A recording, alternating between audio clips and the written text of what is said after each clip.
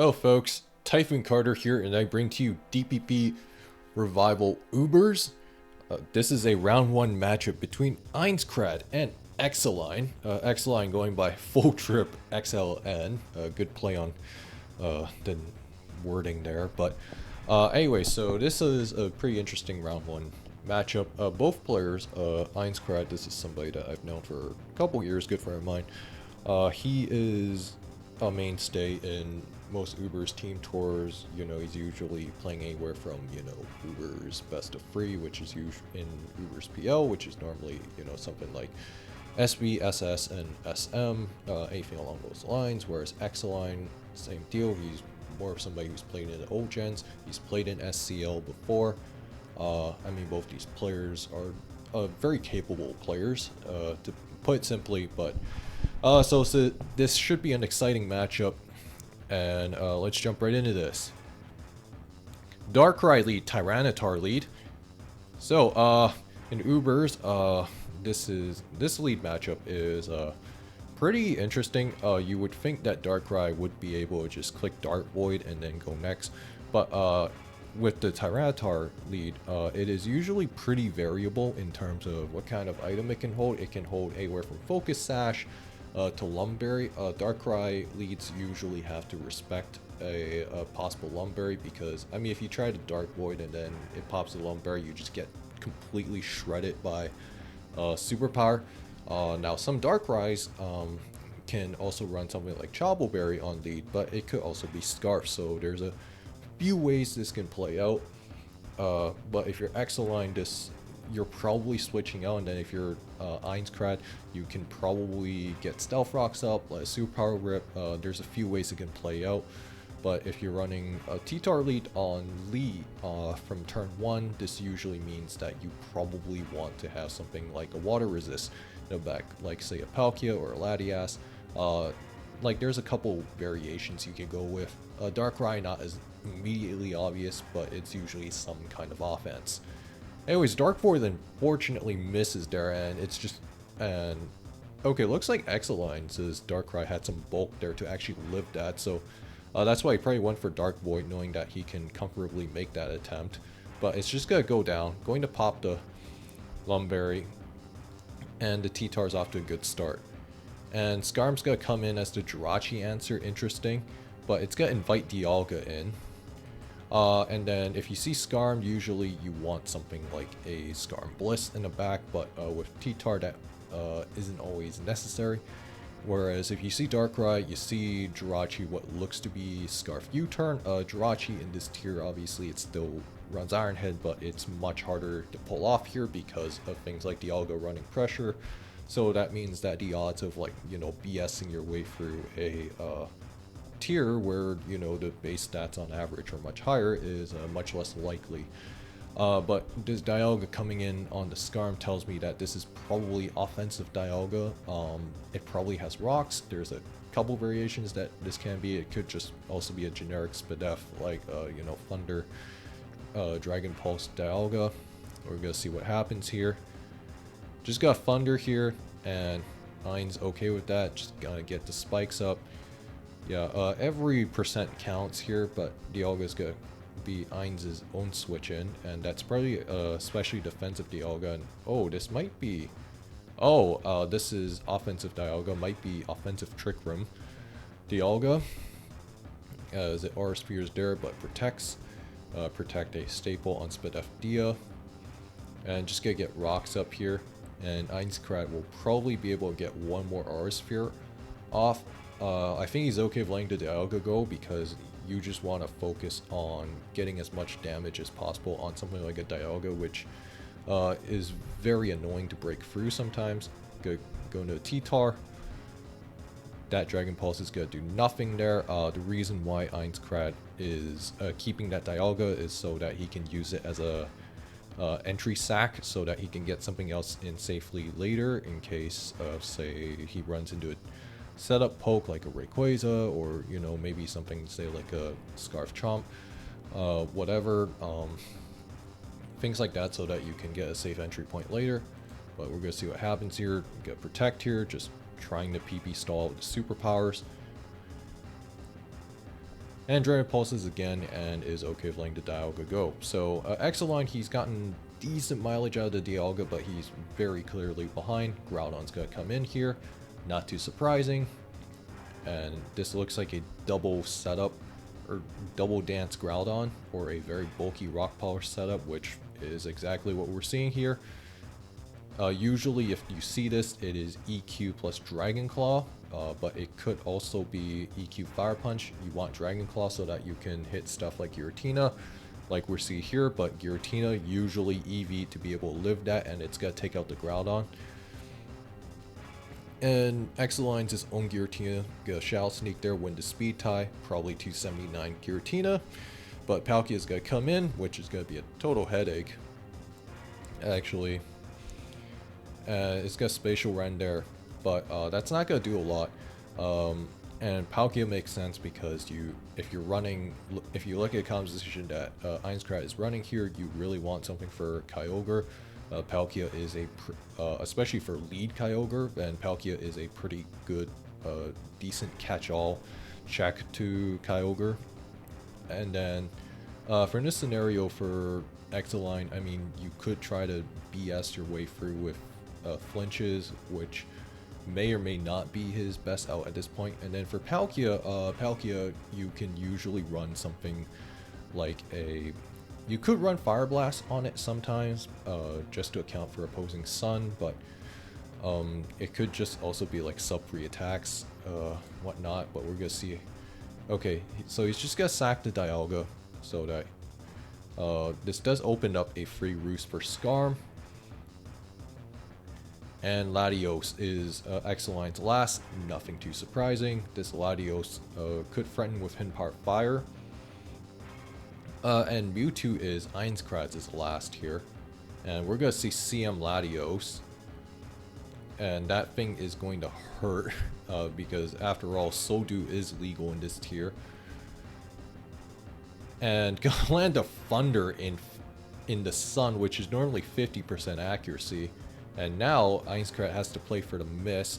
No, it's actually Scarf Palkia, which actually makes sense based on the way he's playing this. And the nice thing here from Ainz is you really see how he uses Scarf Palkia, or rather mixed Scarf Palkia, for situations like this, because in Ubers, something like a Kyogre or a Latios or Latias Calm Mind boosting up means that something like Spatial Rend, for example, will probably bounce off it. So having Outrage as a backup in scenarios like this can be quite helpful. And of course, the base 100 is really, really nice in this tier because it obviously lets you revenge kill something like DD Rayquaza, and then you could actually outrun some of the slower Swift Swimmers in the tier. So like, you know, that's just a couple of the nice benefits that comes with that. But this is very much a speed tie. Jirachi's got Iron Head there. And just got Outrage again. And really and it's gonna be confused, so it's a matter of fighting through confusion hacks, and then no, Mewtwo's just going to get Shadow Sneaked on. This looks like max HP Mewtwo, and it's gonna be able to survive that. Oh, misses the Will-O-Wisp there, so that is going to make things a little bit precarious as Palkia has to land Spatial Rend on this Giratina. No crit there, and Outrage is going to do the job. And Ainzcrad's going to take this game 1. Yeah, I mean, Exiline still had a chance to actually steal that one with a Shadow Sneak crit. But really, this game so far, you can see how volatile Ubers can be. Because even something like the Will-O-Wisp means that Ainzcrad had a little bit more breathing room if he lands that, so that, you know, Shadow Sneak crit won't be a factor at all. And you also see how, you know, something like Pressure really takes away from how many moves you actually have. Like, you have the Tyranitar almost running out of superpower PP in a 31 turn game, like, just to put that into perspective. But anyways, enough of me talking, though. Let's go into game 2. Here are game 2. Kyogre lead, Deoxys attack lead. So, interesting lead matchup here. For Kyogre, this could be anywhere from specs to just Lumberry with T-Wave. Whereas for Deoxys attack, this is very cut and dry. This is probably just spike spree attacks. You usually run something like E-Speed, Thunder, and then maybe like Signal Beam or Shadow Ball. It has a few combinations, but the things you will almost never see dropped on lead DOA is spikes and E-Speed. So if you're Exiline here, you're probably just taking your spikes. Our Cycle Boost works too. Yeah, gotta get T-Wave there. So Exiline probably... Oh man, that may or may not have been a roll. But this exchange actually works out really nicely for Exiline because one, you still have your Focus Sash intact, so that means that no matter what you do, as long as you don't get full parry, you should be able to guarantee yourself one layer of spikes. I think Ainz probably stayed in on that DOA, thinking that he was probably favored, so that may or may not have been a high roll. I don't know for sure.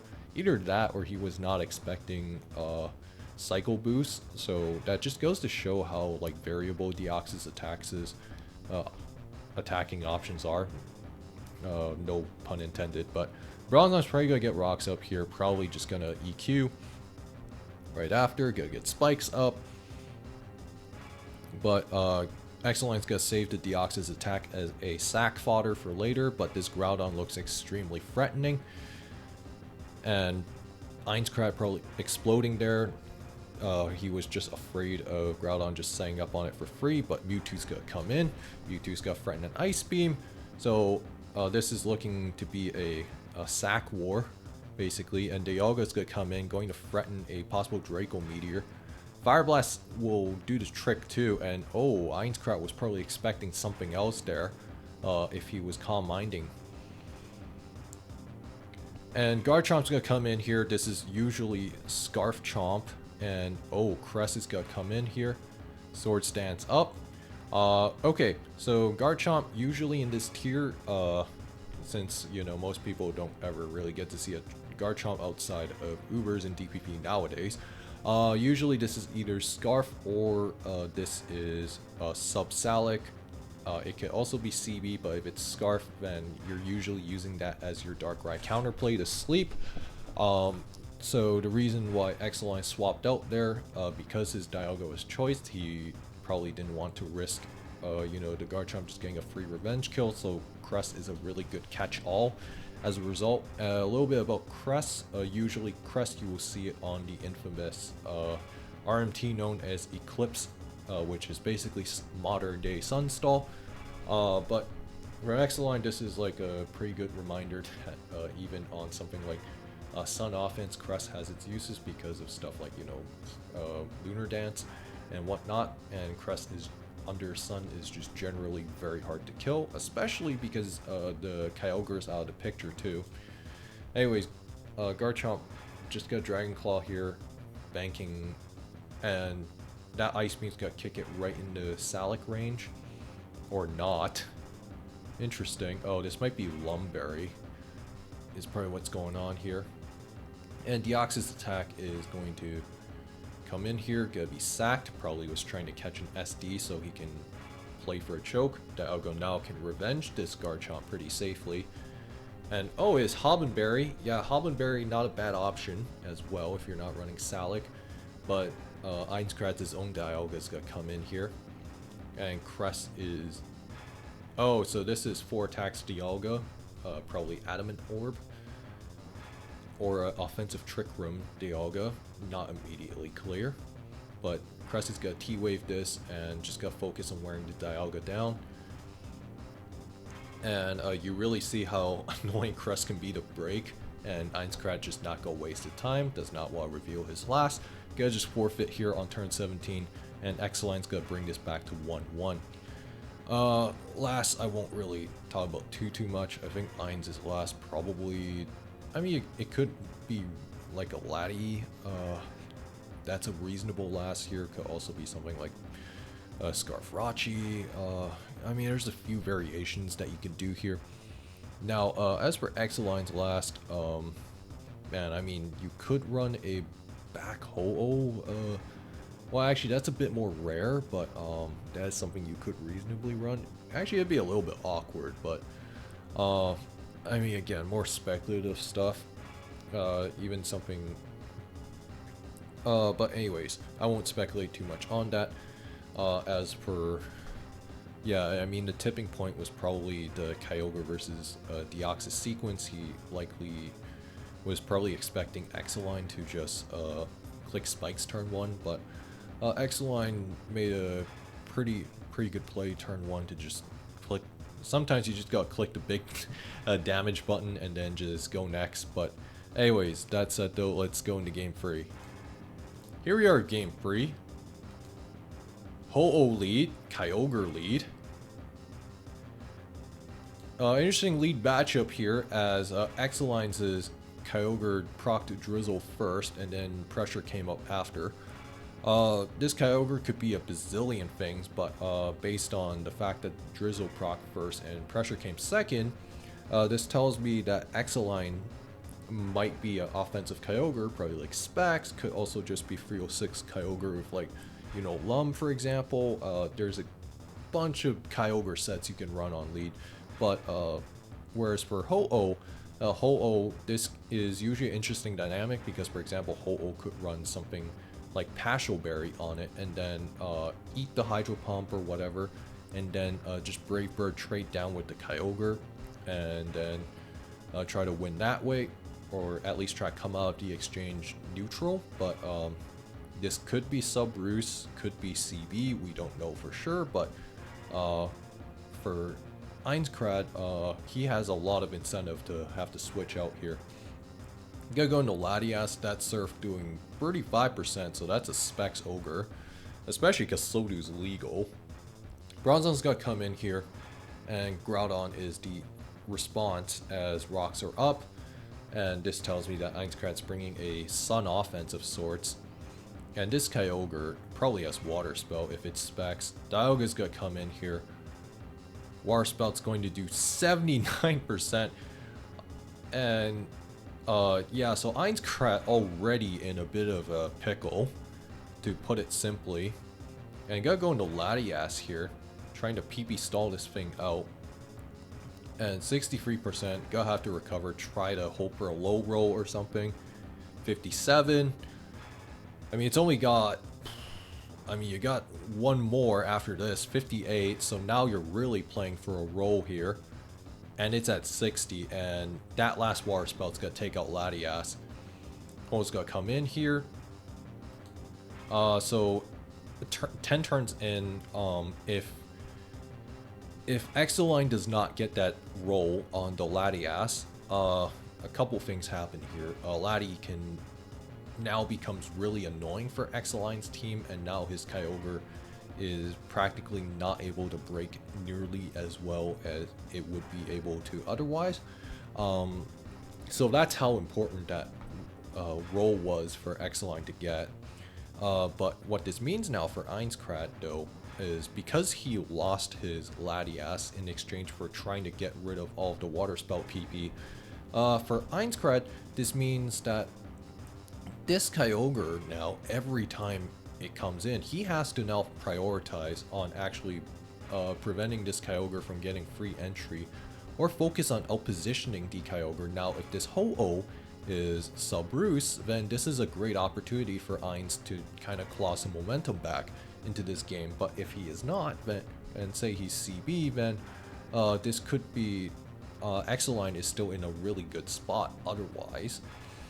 And the question, and because rain is up, this means that even something like a Dialga or like Sacred Fire is not gonna be nearly as annoying. I mean, the burn effect is still gonna be annoying, but it's not gonna hurt nearly as much. We're gonna see how he responds here. Dialga's gonna come in here. Pressure's gonna kick in. Sacred Fire's there. That looks like a little bit low damage-wise, even though the rain drops the damage down. Oh, it is EQ. Oh, it is a bulk up Dialga, so that explains a lot, but it's probably Lum, but Palkia's gonna come in here, and now this Ho-Oh is really threatened, and Groudon's gonna come in here trying to make the water moves hurt less, but Sub is probably the worst case scenario for Ainzcrad, because now this Palkia with Spatial Rend will probably do a bazillion damage to this Groudon. It won't outright KO it, but it'll do a lot, and then you now have to waste the turn breaking the sub, and then you might not even be able to come out of this exchange in a neutral outcome, and you still have to keep the Groudon around just so that you can offset weather. So that's just something to take into consideration here. Spatial Rend's gonna do 45% there, so decent damage, but man. And now Exiline, since he doesn't have to worry about Water Spouts' HB scaling, and oh, great T-Wave there from Ainzcrad. And Dialga's gonna come in here. It's gonna be sacked, but now at the very least, Ainzcrad has weathered the Kyogre Storm. But he is still behind. This Ho-Oh, if it is not Roost, which doesn't look to be the case, means that it's effectively only got one more attack in it, and Ainzcrad could either get cute here and Sacred Fire on the switch so that he doesn't immediately die, or he could just Brave Bird no matter what happens, except that, you know, it's done for the day, and then try to bring a Groudon back in to try to claw back in this game. Got EQ here, and oh, full Para's there. And now the Bronzong's gonna come in here. It is going to eat that Brave Bird. And Groudon's gonna come in here, reset the weather. And Kyogre is gonna be sent back out by Exiline to reset weather again. So we're seeing the full scale weather war in effect here. Bronzong's gonna come in here, probably gonna threaten a Toxic or a Boom on this Groudon. Lava Plume's here, and gonna get burned, and that explosion is not gonna do nearly as much. That 30% coming in real handy, but this means that Palkia gets a free entry, could threaten a KO here. And Jirachi's gonna come in here, and it's just gonna get completely shredded by Hydro Pump into rain. And now, Exiline is just gonna... Ainz is gonna bring the Crest here. That misses huge, and Kyogre's gonna come in, go reset the weather once more. And if I am Exiline, I am probably just switching into something else. Groudon's gonna come in and go get full para. For Exiline, you basically don't want to sack this Kyogre because a Crest can be deceptively annoying if you are not careful. Mostly because you want to cut down Crest's Moonlight healing down to only 25%, so you want to keep that intact. And Exiline still has pokes in the back. Giratina makes sense. That's usually another decent catch-all check to Groudon. Draco Meteor's there. And if I am Exiline, I'm probably just bringing this Kyogre in, just gonna sack this thing. And it's gonna die to Ice Beam, and now this Crest is effectively out of commission, as Palkia can now safely sub, and that attack is just gonna bounce off, tries to catch the choke, and Exiline will more or less win this game. Hydro Pump's there, Ice Beam just not gonna do enough. And that is that, so Exiline's gonna win this series 2-1. Interesting series, to put simply. Yeah, I mean, both players brought some pretty cool stuff. I like the sub Palkia bring from Exiline in Game 3. I also kind of like some of the Dialga for the variety sets in Dialga that we kind of got to see showcased here. Whether it's like, you know, Bulk Up or like offensive Dialga with Aura Sphere, you name it. But yeah, so Exiline going to move on to and remain in the winner's bracket, and Ainzcrad is going to be sent to the loser's bracket early on, and he's gonna have to fight for his tournament life there. Anyways, if you guys enjoyed this video, like, comment, subscribe, and I will see you guys next time.